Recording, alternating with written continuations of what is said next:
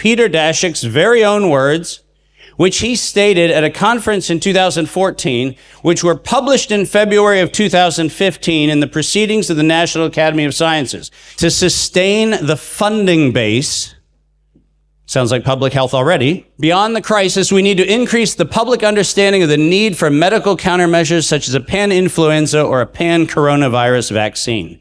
Pause for a moment. That statement was made after the World Health Organization had declared coronavirus an eradicated disease.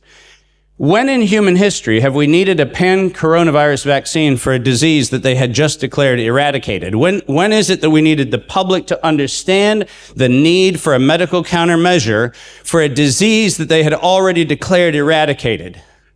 Let that sit with you for a moment, and then let's read on.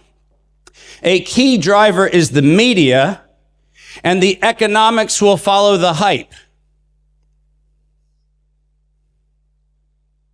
We need to use that hype to our advantage to get to the real issues. Investors will respond if they see profit at the end of the process. The keynote symposium at the MITRE DARPA conference in 2005, where Ralph Baric was asked to come and speak. The title of his speech, Bioterrorism and Emerging Infectious Disease, Antimicrobials, Therapeutics, and Immune Response. And then what you see is his actual title of his speech, which is the use of synthetic coronaviruses, biohacking, the biological warfare enabling technologies of coronavirus. When I use the term biological weapon, and by the way, I've been roundly criticized around the world by saying, how dare you say this is a biological weapon? I didn't say it was a biological weapon. Did I? Did I say it's a biological weapon? Synthetic coronaviruses, biohacking, biological warfare enabling technologies. Does anybody have a question where this thing came from?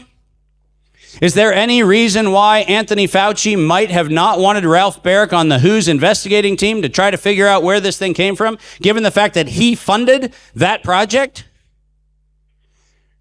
I don't know which part of biological warfare enabling technology requires, a cipher.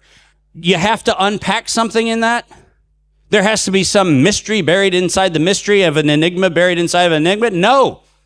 They told us in 2005 they were using coronavirus as a biological warfare enabling technology. That is not Dave's opinion. That is the published facts. And I have yet to hear anyone bother to mention that. But here I go again, doing it again, to say that we should be actually pointing to that every time we're said, oh, no, it was public health. It was all about public health. No, it wasn't. Biological warfare enabling technology. And for those of you who have to see it, I'm going to give you an image of the people behind the what happened. Antitrust law in the United States and in Europe is a very delicate and mysterious and confusing thing. And I'm not going to unpack all of it for you. But one of the principles of antitrust law is you cannot price fix and you can't have what's called interlocking directorates. You can't have what should be market competitors or potentially market independent agencies. You can't have them working together to actually get something done. But I'd like you to have a look for a moment at the board of the Wellcome Trust that brought you COVID-19. Eliza Manningham-Buller, the public health person who is the head of the Wellcome Trust and also what was she at the time? Oh, she was the director of MI5. Julia Gillard, the Prime Minister of Australia, who clearly Australia didn't do anything wrong during the whole COVID thing. I mean, they didn't have an inside line on any of that, did they? There was no Australian kind of thing going on. How about Arup Chakrabarti or Dame Amelia Fawcett, who happens to run the biopharmaceutical investment funds for State Street? Investors will follow if they see profit at the end of the process. Yeah, I don't know if they told anybody that they were going to do it, but it kind of feels like they might have had some inside knowledge. And then the head of the Global Preparedness Monitoring Board, the group, and I want you to actually get that top image, and if you can't see it, we'll have the organizers send you this so you can't not see it. Published on September 18th, 2019. For those of you keeping track of time, September 18th, 2019 precedes December of 2019, which is when we allegedly had patient number 1. Remember? September 18th, 2019, the World Health Organization said that we were going to create an accidental or intentional release of a respiratory pathogen. Anybody hear that? What's the problem word in that sentence? Accidental or intentional release. Not leak. Not oops, it got away. An accidental or intentional release of a respiratory pathogen. And on the September 18th published report from the Global Preparedness Monitoring Board, they said the reason why they were going to do it is so that by September of 2020, the world would accept a universal vaccine. Does anyone have a question why it happened? The perpetrators just got done telling you why it happened. And the colluding antitrust violations in the United States and Europe, the violation of the Clayton Act, the Sherman Act, and every EC directive on anti-competition, which should be what all the lawyers in this room are actually prosecuting, because that's the felony crime that would actually end the emergency forever, because we'd actually shut these guys out of business, but we still haven't prosecuted a single one of those cases anywhere on the planet. But there's the interlocking directorates, right there. We have World Health Organization. We have Wellcome Trust. We have the Bill and Melinda Gates Foundation, Dr. Bill Elias.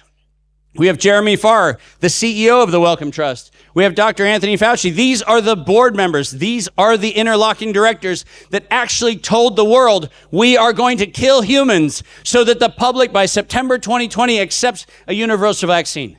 And we still have people debating today whether maybe it was an accident. This has been a long time coming, ladies and gentlemen. This pandemic started in 1913. In 1913, when the Rockefeller Foundation decided to actually take medicine and turn it into industrial chemicals, was when this started. And what you see through this entire list, all the way down to 2003, is the establishment of a campaign which was very specifically hijacked, quite specifically, in 1947 to 1952. And I want you to look at the 1952 reference very carefully. What's on that reference? Brock Chisholm, who was the Director General of the WHO, who said that the reason for the WHO's policy was going to be, first and foremost, population control. The World Health Organization's primary objective.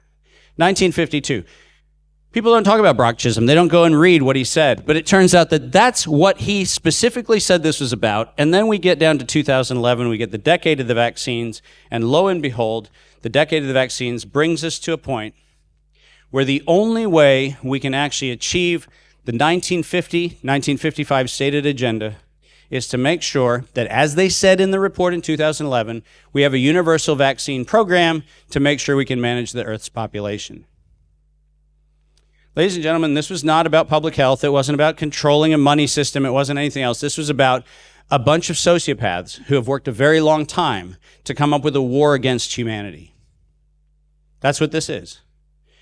This is not some sort of nefarious one-time set of actors. It's not the Gates Foundation just coming up with a bad idea on a Tuesday. This is actually a long program of a worldview that says we as humans should not populate the Earth the way we populate the Earth. And that worldview is what we are currently up against, which leads us to what we can do. My last slide. Here's the anatomy of the crime. We have foundations that use the cover of NGOs to launder money. It would be marketing dollars anywhere else, but it's not marketing. It's money laundering. They donate to the NGO. The NGO then gives grants to the people who are going to give us science-based policy. How many times have we heard science-based policy?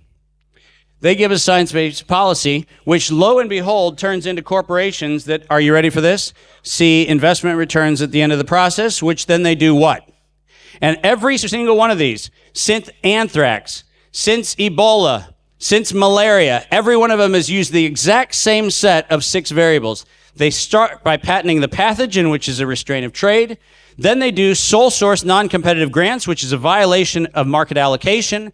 Then they allege that science is justifying a thing because the only science that gets paid for is the science that reinforces their perspective, and no other science gets funded.